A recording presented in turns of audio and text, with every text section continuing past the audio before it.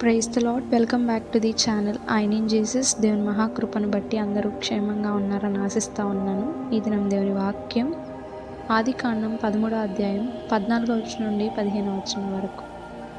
లోతు అబ్రామును విడిచిపోయిన తరువాత యెహోవా, ఇదిగో నీ కనులెత్తి నీవు ఉన్న చోటు నుండి ఉత్తరపు తట్టును, దక్షిణపు తట్టును, తూర్పు తట్టును, పడమర తట్టును చూడుము. ఎందుకనగా నీవు చూచుచున్న ఈ దేశం అంతటిని నీకును నీ సంతానమునకును సదాకాలము ఇచ్చేదను. ఈ దినం మనం అబ్రహాము గారి యొక్క జీవితం నుండి మరొక విషయాన్ని ధ్యానించబోతా ఉన్నాం.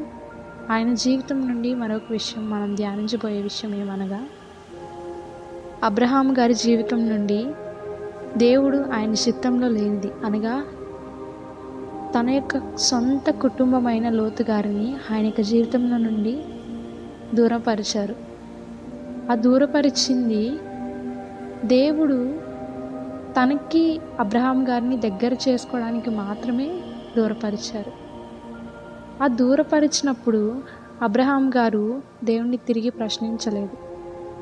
ప్రశ్నించినందుకు ప్రతిఫలంగా ఆయన చేసిన ఆ కార్యంను బట్టి దేవుడు మాట్లాడుతూ ఉన్నాడు. ప్రతి ఒక్కటి కూడా నీకు అనుగ్రహింపబడుతుంది అన్నీ దేవుడు ఇక్కడ మాట్లాడుతూ ఉన్నాడు. మన జీవితంలో కూడా దేవుడు మన జీవితంలో నుండి కొన్ని తీసివేస్తూ ఉంటాడు. తీసివేసినప్పుడు దాని నుండి మనం తొలగిపోతే దేవుడు గొప్ప ఆశీర్వాదాన్ని ఇస్తాడు. తిరిగి నిన్నెవరైతే విడిచిపెట్టారో, ఎవరైతే దేవుడు నీకు దూరం చేశారో వారి ద్వారానే దేవుని నామాన్ని నువ్వు గణపరిచి వారి ద్వారా దేవునిలో ఎదగడానికి సహాయం చేస్తారు. లోతుగారి దూరమైనప్పటికీ ఆయన ప్రార్థనలో ఎదగడానికి లోతుగారిని ఉపయోగించారు దేవుడు. అటువంటి స్థితి మనకు కూడా దేవుడు అనుగ్రహించాలని ఆయన ఆశపడుతూ ఉన్నారు. అందుకే దూరపరుస్తూ ఉన్నారు.